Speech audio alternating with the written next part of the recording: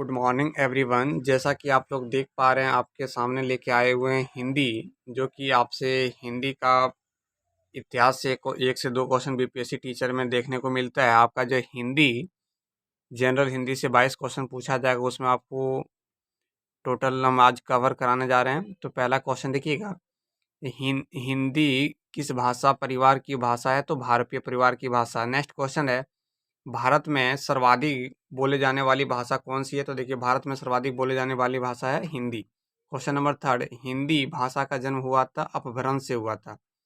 Question number four, निम्नलिखित में से कौन सी बोली अथवा भाषा हिंदी के अंतर्गत नहीं आती? तो देखिए, कन्नौजी, बांगरू और अवधी आती है, लेकिन तेलुगु नहीं आती। ये भी क्वेश्चन बीपीएससी टीआरई 1.0 में भी पूछा भी गया था।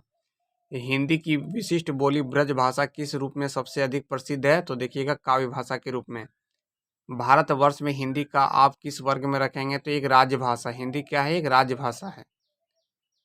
नेक्स्ट क्वेश्चन, क्वेश्चन नंबर 7 देखिएगा, ढूढ़ाड़ी बोली क्या है? एक पूर्वी राजस्थानी बोली है। ब्रज बोली नाम से जानी जाती है तो पुरानी बांग्ला को। नेक्स्ट क्वेश्चन देखिए, क्वेश्चन नंबर 9, निम्नलिखित में से कौन सी भाषा देवनागरी लिपि में लिखी जाती है? तो मराठी। तो देखिए, गुजराती, उड़िया, सिंधी अलग अपना अलग लिपि, लेकिन मराठी को देवनागरी लिपि में लिखी जाती है और हिंदी को भी देवनागरी में। नेक्स्ट क्वेश्चन देखिए, आपके पास एक लिखा हुआ, तो किस भाषा में है? तो ये अवधी भाषा में है। नेक्स्ट क्वेश्चन, निम्नलिखित में से कौन सी भाषा संस्कृत भाषा में अपभ्रंश है? तो पाली में। क्वेश्चन नंबर 12, अधिकतर भारतीय भाषाओं का विकास किस लिपि में हुआ? तो ब्राह्मी लिपि में हुआ था। हिंदी भाषा किस लिपि में लिखी जाती है? तो देवनागरी लिपि में लिखी जाती है। वर्तमान हिंदी का प्रचलित रूप है खड़ी बोली है। हिंदी भाषा की बोलियां के वर्गीकरण के आधार पर छत्तीसगढ़ बोली क्या है? पूर्वी हिंदी के अंतर्गत आती है। निम्नलिखित में से कौन सी पश्चिमी हिंदी की बोली नहीं है? तो बघेली। भारतीय संविधान में किस अनुच्छेद में राजभाषा संबंधी प्रावधानों का उल्लेख है? तो देखिए, हिंदी के तो 343 से लेकर 351 अनुच्छेद, यानी टोटल काउंटिंग कर लेंगे। बहुत ही इंपॉर्टेंट क्वेश्चन है। दक्षिणी दक्षिणी भारत हिंदी प्रचार सभा के मुख्यालय कहाँ पर है? चेन्नई में। नेक्स्ट है, तो देखिए, बीपीएससी टीचर ने पूछा भी गया था, हिंदी भाषा विकास का सही क्रम हर एग्जाम में लगभग देखने को मिलता है। पहले होगा पाली, प्राकृत, अपभ्रंश और हिंदी। नेक्स्ट क्वेश्चन है, संविधान के अनुच्छेद 351 में किस भाषा का वर्णन है? तो देखिए, हिंदी के विकास के लिए निर्देश दिया गया है। नेक्स्ट क्वेश्चन, ब्रज भाषा है एक पश्चिमी हिंदी। मगही किस उपभाषा की बोली है? तो आपके पास चार ऑप्शन है, राजस्थानी, पश्चिमी हिंदी, तो इसका आंसर होगा बिहारी। तो देखिए, इसका आंसर क्या हो गया? बिहारी। हिंदी खड़ी बोली किस अपभ्रंश में विकसित हुई है? तो सौर सैनी। ये पूछा भी जाता, बहुत इंपॉर्टेंट क्वेश्चन है। भाषा के आधार पर भारतीय राज्यों का पुनर्संरचना की गई थी 1956 में। भाषाई आधार पर सर्वप्रथम किस राज्य का गठन हुआ था? तो आंध्र प्रदेश। नेक्स्ट क्वेश्चन है, बघेली बोली का संबंध किस उपभाषा से है? पूर्वी हिंदी से है। क्वेश्चन नंबर 27, किस तिथि को हिंदी को राजभाषा बनाने का निर्णय लिया गया? तो देखिए, 14 सितंबर 1949 को, इसलिए हिंदी दिवस मनाया जाता है 14 सितंबर। राष्ट्रीय हिंदी दिवस 14 सितंबर को, और विश्व हिंदी दिवस हाल ही फिलहाल में मनाया 10 जनवरी को। वर्ष 1955 में गठित प्रथम राजभाषा आयोग के अध्यक्ष कौन थे? तो देखिएगा, पी सुब्बरोयान। भारतीय संविधान की 8वीं अनुसूची में शामिल भाषाओं की संख्या कितनी है? टोटल 22 है। हिंदी की आदि जननी कहा जाता है संस्कृत को। आठवां विश्व हिंदी सम्मेलन का आयोजन 2007 में किया गया था। कहाँ किया था? न्यूयॉर्क में। निम्नलिखित में से कौन सी भारतीय परिवार की भाषा नहीं है? तो मलयालम नहीं है। नेक्स्ट क्वेश्चन है, हिंदी दिवस किस दिन में मनाया जाता है? सभी को पता है, 14 सितंबर को। तो टोटल देखिएगा, हिंदी का जो इतिहास है, टोटल क्वेश्चन था 33 लूसेंट से, तो पूरा हम कवर करा दिए। यदि एग्जाम में पूछा जाएगा तो इससे बाहर नहीं देखने को मिलेगा। देखते हैं नेक्स्ट चैप्टर। अब देखिए, हम लोग पढ़ेंगे वर्णमाला के बारे में। यहाँ से भी क्वेश्चन देखने को मिलता है। सबसे पहले, भाषा की सार्थक इकाई क्या कहलाती है? वाक्य कहलाती है। वाक्य से छोटी इकाई उपवाक्य कहलाती, उपवाक्य से छोटी इकाई पदबंध, और पदबंध से छोटी इकाई क्या कहलाती? पद है, जिसको शब्द बोलते हैं। और पद से छोटी इकाई अक्षर कहलाती है, और अक्षर से छोटी इकाई ध्वनि या उसी को हम लोग वर्ण कहते हैं। जैसे राम शब्द में कितने अक्षर हैं? 2। राम। वर्ण कितने हो जाएंगे? 4 हो जाएगा। तो काउंटिंग कर लेंगे। आधा र, अमेकार, आधा म, फिर य, टोटल 4 वर्ण हो जाएंगे। वर्णमाला का परिभाषा भी पूछा जाता है। वर्ण किसे कहते हैं? भाषा की सबसे छोटी इकाई ध्वनि, इस ध्वनि को हम लोग वर्ण कहते हैं। वर्णमाला, वर्णों के व्यवस्थित समूह को क्या कहते हैं हम लोग? वर्णमाला कहते हैं।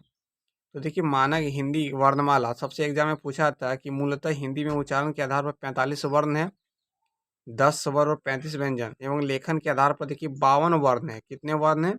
52 वर्ण को हम लोग यूज करते हैं लिखने में। 52 वर्ण यानी 13 स्वर है और 35 व्यंजन प्लस 4 संयुक्त वर्ण। स्वर वर्ण की संख्या देखिए 13 हो जाएंगे, कितने हो जाएंगे? 13 हो जाएंगे। और व्यंजन वर्ण की संख्या टोटल आपके पास कितना हो जाएगा? 35। तो देखिए, इसको हम लोग ड और ढ को बोलते हैं द्विगु व्यंजन कहते हैं। एग्जाम में सबसे ज़्यादा पूछा जाता है क्वेश्चन, देखिए टोटल यहाँ पे व्यंजन में 33 प्लस 2 कितना हो गया? 35 हो गया। और इधर हो जाएगा 10 प्लस 3, यानी कि देखिए क वर्ग में क ख ग घ अंगा आता है, च वर्ग भी है, ट वर्ग, त वर्ग, प, और अंतुष्ट। अंतुष्ट व्यंजन 4 हैं, अंतुष्ट र, ल और व। और उसमें व्यंजन 4 हैं, ताली वर्षा, मूर्धन्य स, दंत स और ह। और संयुक्त व्यंजन भी 4 है, हैक, छ, त्र, ज्ञ और स्र। तो हैक छ का देखिए यहाँ पे आपको संधि विच्छेद करना। आधा क प्लस स, हैक छ त्र, आधा त प्लस र, ज्ञ आधा ज्य प्लस न, और स्र आधा स्र प्लस र। तो देखिए 4 आपके पास हमेशा एग्जाम में देखने को मिलता है, अंतस्थ व्यंजन, उष्ण व्यंजन और संयुक्त व्यंजन। तो हम लोग इसके बारे में डिस्कस कर लिए। अब देखते हैं हम लोग सब कहाँ पे किस अक्षर का हम लोग उच्चारण करते हैं। देखिए एग्जाम में पूछा जाता है कि इस बार भी पूछा गया था कि देखिए स्वरों का वर्गीकरण। तो देखिए स्वर कितने प्रकार के होते हैं? बीपीएससी टीचर जनरल पेपर में पूछा भी गया था। तो देखना है, स्वर 3 प्रकार के होते हैं। कौन कौन? हर्ष स्वर, दीर्घ स्वर और प्लुत स्वर। तो हर्ष स्वर में जिसकी उच्चारण में कम समय यानी एक मात्रा समय लगता है, जैसे उसको हम लोग बोलते हैं हर्ष स्वर। जैसे यहाँ है य, ई, उ। दीर्घ स्वर में जिनकी उच्चारण में हर्ष स्वर से अधिक समय लगता है, तो 2 मात्रा का समय लगता है, या, दीर्घई, दीर्घऊ, ऐ, ओ, ये सब हो जाएगा दीर्घ स्वर। या प्लुत स्वर में उससे भी ज़्यादा समय लगेगा, जैसे लिखा हुआ जिन उच्चारणों में दीर्घ स्वर से भी अधिक समय लगता है। किसी को पुकारने में नाटक के संवादों में इसका प्रयोग किया जाता है, जैसे यहाँ पे लिखा है राम, थोड़ा लेट से बोलेंगे तो बहुत समय लगा। अग्रस्वर किसको कहते हैं? जिन स्वरों का उच्चारण जीभ का अग्रभाग काम करता है उसको हम लोग अग्रस्वर कहते हैं। मध्य स्वर जिन स्वरों के उच्चारण में जीभ का मध्य भाग का प्रयोग करता है उसको हम लोग बोलते हैं मध्य स्वर। और पश्च स्वर जिस स्वरों में उच्चारण में जीभ का पश्च भाग का प्रयोग होता है उसको पश्च स्वर कहते हैं। अब देखिए यहाँ पे आपसे क्वेश्चन, यहाँ से क्वेश्चन पूछा जाता है। देखिए नासिक व्यंजन कौन है? यानी किसी भी वर्ग का अंतिम अक्षर आपको नासिक व्यंजन मिलेगा। जैसे इया, मूर्धन्य, दंतन, म, अंग, ये सारा हो जाएगा नासिक व्यंजन। एग्जाम में बहुत बार पूछा जाता है नासिक व्यंजन। फिर आपसे देखिएगा दंत प्लस ओष्ठ, जैसे ओ हो जाएगा, और दंत तो वर्ग और स भी हो जाएगा। ओष्ठ और सऊ, दीर्घऊ और प वर्ग सारा आ जाएगा ओष्ठ व्यंजन। ओष्ठ प्लस कंठ में ओ, औ, औ ये सब आ जाएगा। तो याद रखेंगे इसको कहाँ से किसका उच्चारण किया जाता है। तो देखिए सारा एक फिगर के जरिए दिखाया गया है। तो यानी कि हम लोग वर्णमाला का जितना भी था ये इसको पढ़ लें। इस पे ऑब्जेक्टिव क्वेश्चन देखेंगे। अब देखिए क्वेश्चन यहाँ से पूछा जाता है, फिर बीपीएससी टीचर में पूछा भी गया था कि अघोष अघोष व्यंजन किसे? जिन ध्वनियों के उच्चारण में स्वर तंत्रियों में कंपन न हो। हर वर्ग का पहला और दूसरा व्यंजन क्या कहलाता है? अघोष कहलाता है, पहला और दूसरा। जैसे क, फिर ख नहीं होगा ग, यानी सॉरी पहला और दूसरा, उसको हम लोग बोलेंगे अघोष। और घोष में क्या होगा, हर वर्ग का क्या होगा, तीसरा चौथा और पांचवा घोष होगा, जिसमें इसमें क और ख हो गया अघोष। इसमें होगा तीसरा चौथा और पांचवा हो जाएगा घोष। घोष को सघोष भी बोला जाता है। और अल्प प्राण क्या होगा, जिन वर्णों का उच्चारण में मुख से कम हवा निकले उसको हम लोग बोलते हैं अल्प प्राण। लेकिन आपको याद रखना है, किसी भी वर्ग का पहला, तीसरा और पांचवा व्यंजन क्या कहलाएगा, अल्प प्राण। जैसे हो गया क, फिर ख नहीं होगा, फिर ग होगा, फिर घ नहीं होगा, फिर उआ होगा, यानी कि 1, 3, 5 महाप्राण। जिन वर्णों के उच्चारण में मुख से अधिक हवा निकले उसको हम लोग बोलते हैं महाप्राण। तो हर वर्ग का दूसरा और चौथा क्या कहलाएगा, महाप्राण। तो इस टर्म को आप जरूर याद रखें, यहाँ से एक क्वेश्चन देखने को मिलेगा। अब हम लोग ऑब्जेक्टिव क्वेश्चन देखेंगे वर्णमाला का चैप्टर का। भाषा की सबसे छोटी इकाई क्या कहलाती है, वर्ण कहलाती है। वर्णमाला किसे कहते हैं, वर्णों के व्यवस्थित समूह को वर्णमाला कहते हैं। कंठ ध्वनियाँ कौन सी है, देखिए क और ख जो कंठ से निकलती है। स्थान के आधार पर बताए कि मूर्धन्य व्यंजन कौन सी है, तो ड और ढ। निम्न में से अल्प प्राण वर्ण है, तो अल्प प्राण किसको हम लोग बोलते हैं, देखिए किसी वर्ग का पहला और तीसरा को क्या बोलते हैं, अल्प प्राण। तो क हो गया और ग। और नासिक व्यंजन किसको बोलते हैं, किसी भी अक्षर का अंतिम, किसी भी वर्ग का अंतिम अक्षर नासिक व्यंजन कहलाते हैं। ये और ए वर्ण कहलाते हैं कंठ तालव्य कहलाते हैं। हिंदी वर्णमाला में आयज्ञवा कितने हैं, तो 2 है, अंग अ, ये दोनों को आयज्ञवा कहते हैं। निम्न में से बताया कि किस शब्द की द्वित्व व्यंजन है। द्वित्व व्यंजन मतलब दिल्ली, रस्सी, ये सारा हो जाएगा द्वित्व व्यंजन। नेक्स्ट क्वेश्चन है, देखिए संघर्षी। ताली, वर्षा, मूर्धन्य स, दंश और ह, इसको संघर्षी कहते हैं। इसको बीपीएससी टीचर में पूछा भी गया है, संघर्षी व्यंजन, या हम लोग इसको उस व्यंजन भी बोलते हैं। नेक्स्ट क्वेश्चन है, निम्नलिखित में से बताइए कि नवीन विकसित ध्वनियाँ कौन सी है, तो ख और ग। निम्न में से कौन सा घोष वर्ण है, तो घोष वर्ण देखिएगा म है, तो घोष वर्ण का परिभाषा पढ़ाएं तो आप लोग उसको देखें। कौन सा अमानक वर्ण है, तो भ। क, ग, ज, फ और ध्वनियाँ कौन है, अरबी फारसी है। तो देखिए नीचे में बिंदा लगा है। हिंदी में मूलतः वर्णों की संख्या कितनी है, तो वर्णों की संख्या 52 है। वर्णों की संख्या कितनी है, 52 है। हैक्ष ध्वनियाँ किसके अंतर्गत आती है, तो सभी को पता है संयुक्त वर्ण आती है। हिंदी शब्दकोश में छ का क्रम किस वर्ण के बाद आता है, ये भी पूछा गया था बीपीएससी टीचर में, तो क। तो डिक्शनरी में देखिएगा ये सब नहीं, तो क के बाद आता है हैक्ष। ज्ञ वर्ण का वर्णों के संयुक्त से बना है, तो देखिए हम पढ़ा भी चुके थे, आधा ज्यो प्लस 9 को ज्ञ बोलते हैं। आघोष वर्ण कौन सा है, तो देखिए स। परिभाषा आप लोग देखें एक बार रिपीट करके वीडियो को। घ का उच्चारण स्थान कौन है, कंठ है। नेक्स्ट क्वेश्चन देखिए, इनमें संयुक्त व्यंजन कौन सा, तो संयुक्त व्यंजन 4 बताए थे, हैक, छ, र, ज्ञ। तो यहाँ देखिए ज्ञ है। निम्नलिखित में से कौन सा उच्चारण की दृष्टि से दंत नहीं है, तो ट नहीं है। जिन शब्दों के अंत में य आता है उसको हम लोग आकारांत शब्द कहते हैं। देखिए हैक छ का योग बना है आधा क प्लस सौ, हैक छ। हिंदी वर्णमाला में स्वरों की संख्या कितनी है, तो 13 है। निम्नलिखित में से कौन सा स्वर नहीं है, तो यहाँ नहीं है। निम्नलिखित में से ट वर्ग नहीं है, तो देखिए घ नहीं होगा ट वर्ग के अंदर। हिंदी वर्णमाला में व्यंजनों की संख्या कितनी है, 33 है।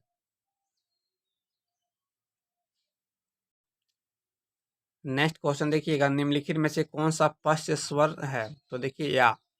निम्नलिखित में से कौन सा आयगवा है, तो विसर्ग क्या है, एक आयगवा के अंतर्गत आती है। छ ध्वनि का उच्चारण कहाँ है, तालिब से। निम्नलिखित में से कौन सा एक संयुक्त व्यंजन नहीं है, तो संयुक्त व्यंजन नहीं है, स नहीं है। हैक छ भी है, तर भी, ज्ञ भी है, स्र एक संयुक्त व्यंजन है। तालिब वर्ष क्या है, ये वाला जो स है इसको हम लोग बोलते हैं उस व्यंजन। तालव्य व्यंजन है, यानी च छ, ये भी यूपीएससी टीचर में पूछा भी गया था, च छ ज और झ। अंतोस्त्य र ल व किस वर्ग के व्यंजन के आते हैं, अंतोस्त्य व्यंजन के अंतर्गत आते हैं। अनुनासिक का संबंध होता है नाक और मुंह दोनों से बोले जाते हैं, उसको अनुनासिक बोलते हैं। अनुनासिक व्यंजन में कौन से होते हैं, तो वर्ग के 5वां अक्षर को बोलते हैं। हिंदी वर्णमाला में स्वरों की संख्या कितनी है, 11 है। तो देखिए आप लोग यदि हिंदी में पहला चैप्टर आपको बताएं हिंदी का इतिहास, और दूसरा चैप्टर आपको वर्णमाला बताए, इसको यदि अच्छे से पढ़ लेंगे तो 4 से 5 क्वेश्चन यहीं से पकड़ा जाएगा। अब देखते हैं नेक्स्ट चैप्टर। तो देखिए यहाँ से नेक्स्ट चैप्टर आपके पास हम लोग लेके आए हिंदी में स्पेलिंग, जिसको बोलते हैं वर्तनी। तो आपसे एग्जाम में सही वर्तनी और गलत वर्तनी को छांटने के लिए देता है। तो पिछला बार दिया था उज्ज्वल का, तो देखिए जो जो क्वेश्चन आपको अच्छा लगेगा हम थोड़ा दिखा देते हैं। तो क्या क्या पूछा था एग्जाम में, देखिए एक पूछा जाता हमेशा अंत्याक्षरी, तो देखें ये सही वाला, गलत को कभी नहीं देखें, तो आप सही वाला देखिएगा। आकाश, आगामी, आजमाइश, देखिए पूछा जाता आविष्कार, आविष्कार पूछा। आशीर्वाद पिछला बार पूछा था बीपीएससी टीआरई 2.0 में, देखिए आशीर्वाद हर एग्जाम में देखने को मिलता है। देखिए आमयाकार स दीर्घई वार्ध, आशीर्वाद, ये सही वाला देखें, गलत तो देखना ही नहीं है। आहार,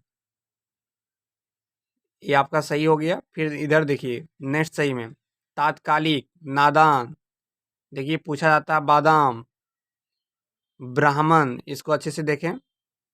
सांस्कारिक, साप्ताहिक, बरात, हथनी, फिर इधर सही वाले को देखें। पीताम्बर, अतिथि, अभिनेता, कालिदास, बहुत इंपॉर्टेंट है, ये भी पूछा जाता है। नीति, बहुब्री।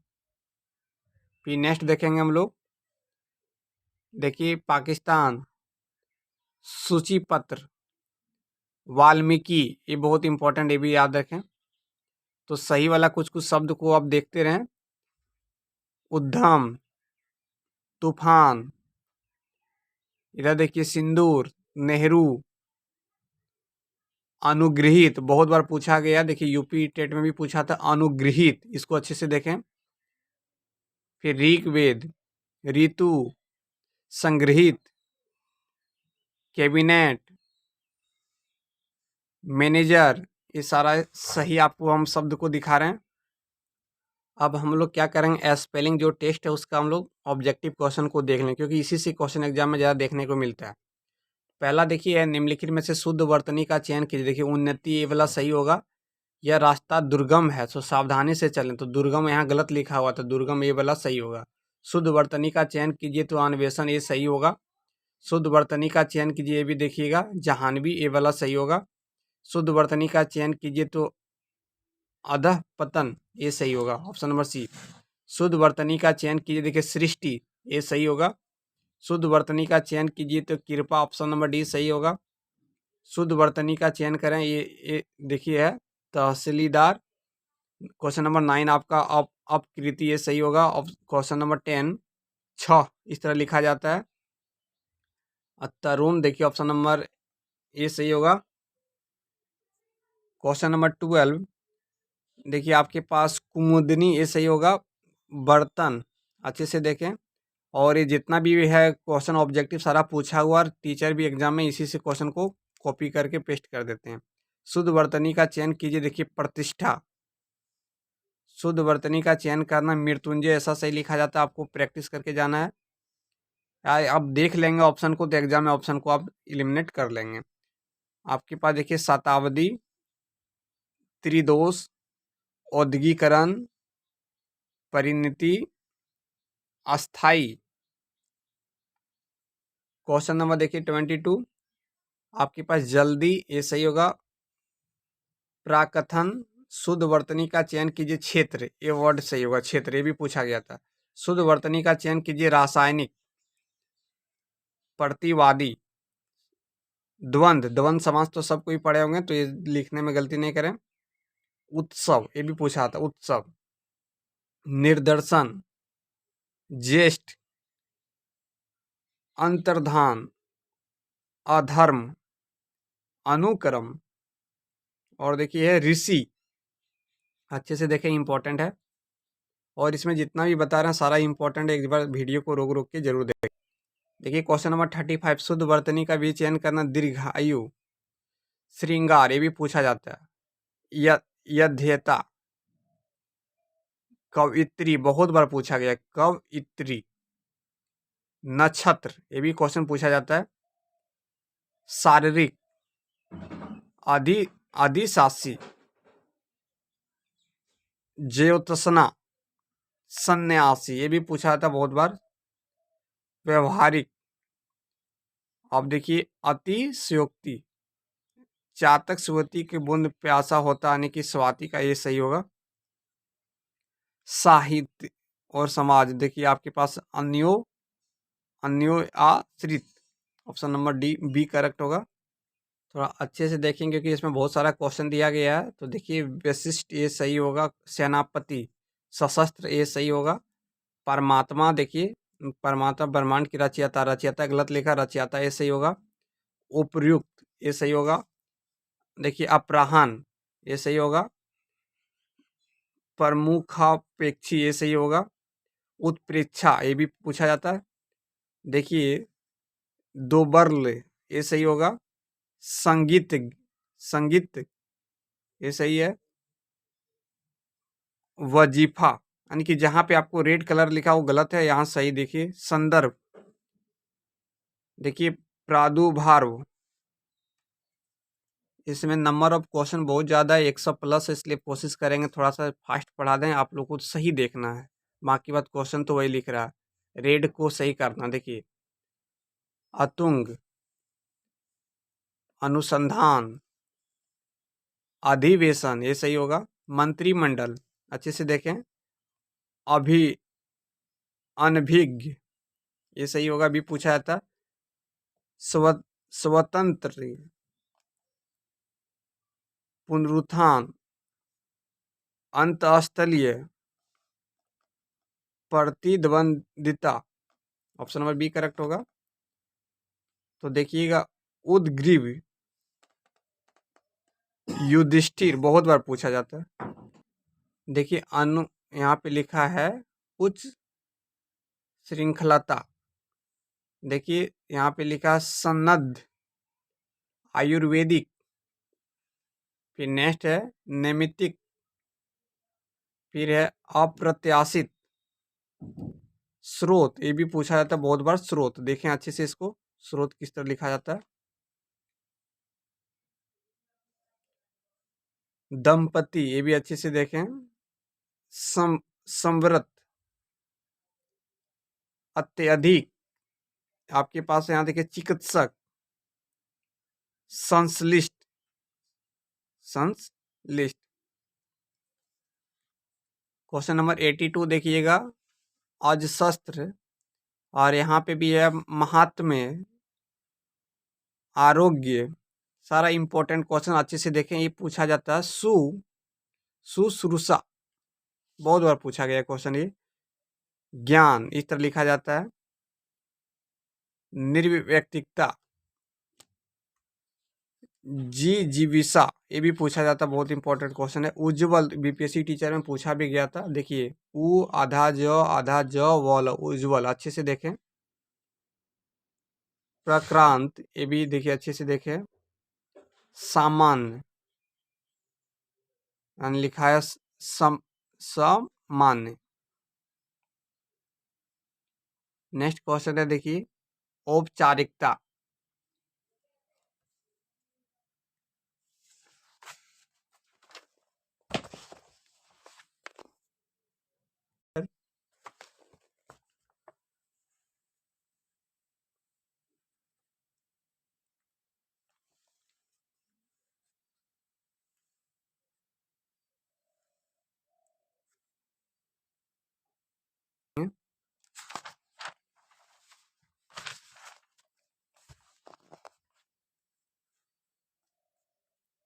हो गया।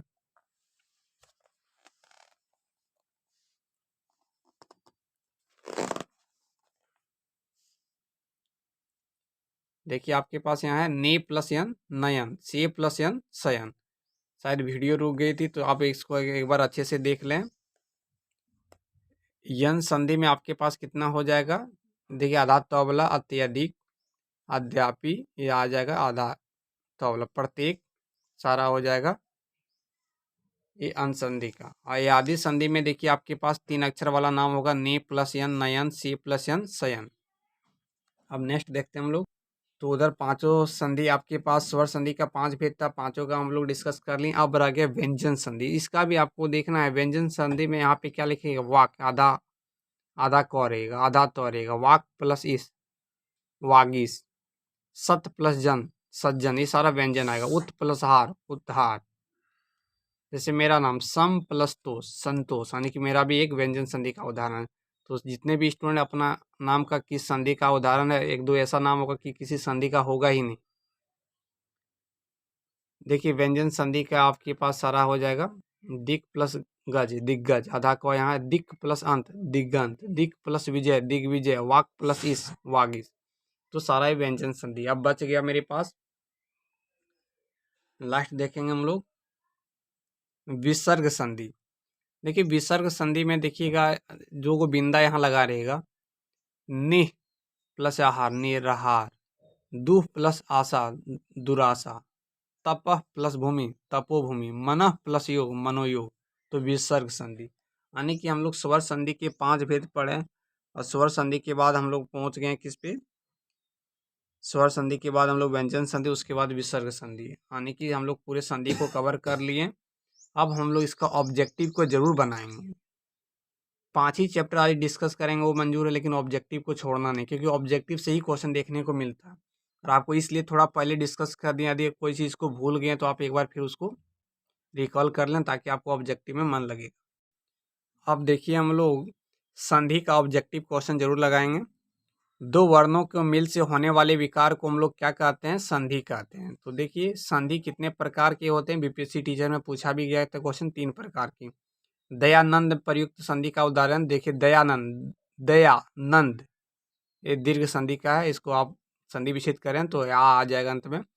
कपिस में प्रयुक्त संधि का नाम है तो दीर्घ संधि कपिस, कपा प्लस इस कपिस, यानी कि जब आपके पास दीर्घ दीर्घ स्वर का आ जाए तो हम लोग दीर्घ संधि बोलेंगे, स्वर आएगा तो हम लोग बोलेंगे स्वर संधि। अगला क्वेश्चन सदैव स्वर संधि है, इनमें से कौन सा संधि का उदाहरण है, तो पवन। देखिए इस सब में कोई संधि नहीं बनेगा, इसलिए पवन संधि होगा, पो प्लस यन पवन। निम्नलिखित में से कौन सा शब्द वृद्धि संधि है, आपको बोल दिए थे वृद्धि संधि नहीं है।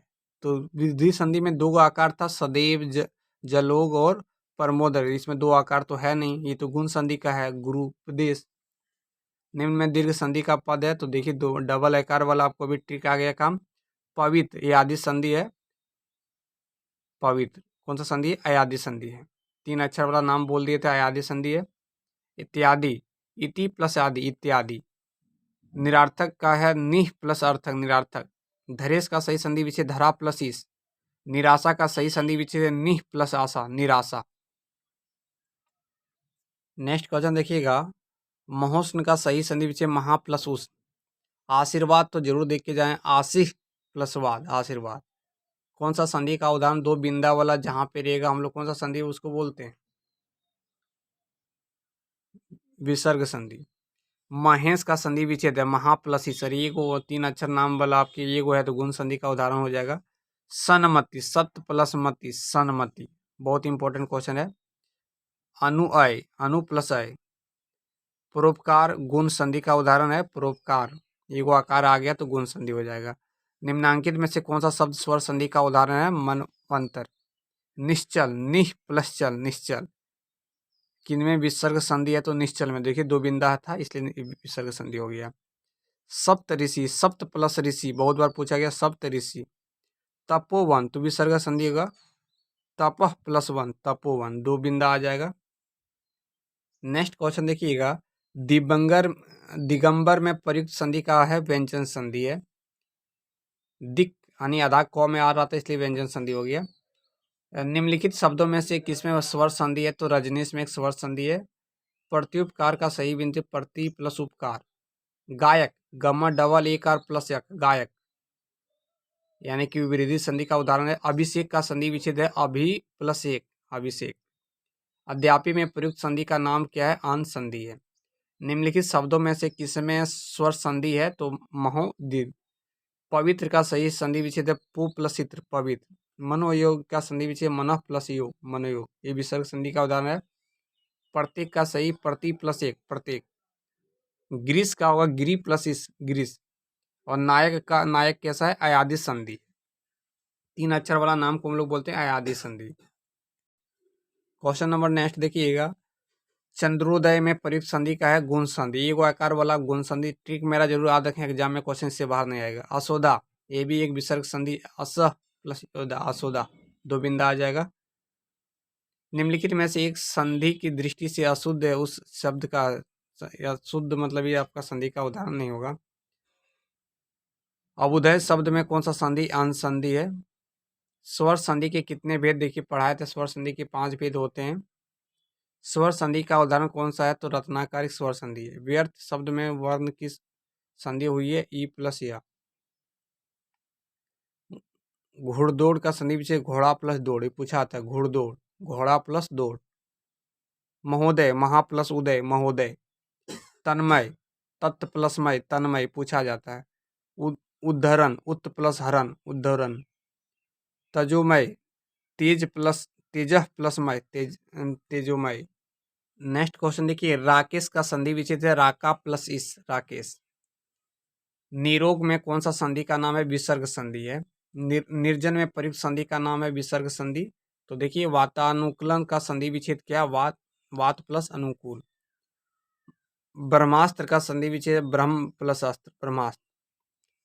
अश्वास का उत प्लस वास। प्रत्युत्तर का सही संधि विच्छेद है प्रति प्लस उत्तर। नमस्ते का संधि विच्छेद है नमः प्लस ते नमस्ते। और संतोष का सही देखिए संधि विच्छेद है सम प्लस तोष संतोष, यानी कि मेरे पास ये व्यंजन संधि का उदाहरण था। उज्जवल का सही है उत प्लस ज्वल उज्जवल, अच्छे से देखें। विश्वामित्र विश्व प्लस अमित्र विश्वामित्र। संगम सम प्लस गम संगम। स्वागतम एक अनुसंधि है स्वागतम। देखिए नेक्स्ट क्वेश्चन है, भानुदय में प्रयुक्त संधि का नाम है, तो इसका उदाहरण हो जाएगा भानुदय क्या होगा? एक दीर्घ संधि होगा। सूर्योदय एक गुण संधि का उदाहरण है। हरिश्चंद्र में प्रयुक्त संधि का है विसर्ग संधि है। उच्चारण में प्रयुक्त संधि एक व्यंजन संधि है। देखिए उल्लेख उत प्लस लेख। अत्याचार अति प्लस आचार अत्याचार। दिगंबर दिक प्लस अंबर दिगंबर। उड्डयनम उत प्लस डनम उड्डयनम। निर्वाकर में प्रयुक्त विसर्ग संधि है। सत्याग्रह में प्रयुक्त संधि का नाम है अनुसंधि है। श्रावण का संधि विशेष श्रु प्लस यन श्रावण। कांवरियों में का है काव प्लस उर्मी। सत्याग्रह सत्य प्लस आग्रह सत्याग्रह। और 20 क्वेश्चन बचा हुआ। नेक्स्ट क्वेश्चन देखिएगा, निरुत्तर शब्द का संधि विच्छेद है निह प्लस उत्तर। मनः प्लस भाव मनोभाव, यानी कि विसर्ग संधि का उदाहरण है। नेक्स्ट क्वेश्चन देखिए, निह प्लस विकार निर्वाकार। सज्जन का सत्य प्लस जन। देखिए सन्मार्ग में प्रयुक्त व्यंजन संधि है। और ज्ञानोदय का है स्वर संधि है। निराधार में प्रयुक्त संधि है विसर्ग संधि है। तो देखिए विसर्ग संधि में एत प्लस ए हो जाएगा सत्कार। देखिए व्यंजन संधि सत्य प्लस कार व्यंजन संधि सत्कार हो जाएगा। और य और ई मिलकर ये बनेगा तो उसको हम लोग बोलते हैं गुण संधि बोलते हैं। और सत प्लस चरित्र देखिए आपके सत्य चरित्र व्यंजन यहाँ पे आपको बता दें दाता वाला रहेगा तो व्यंजन संधि होगा। डबल बिंडा वाला रहेगा तो विसर्ग संधि रहेगा। आधा तो वाला फिर उद्धार, ये भी आपके पास कौन सा संधि है? व्यंजन संधि है। दिक प्लस संचल, ये भी व्यंजन संधि है। पर्यावरण का परि प्लस आवरण, ये भी बहुत बार पूछा था, पर्यावरण है।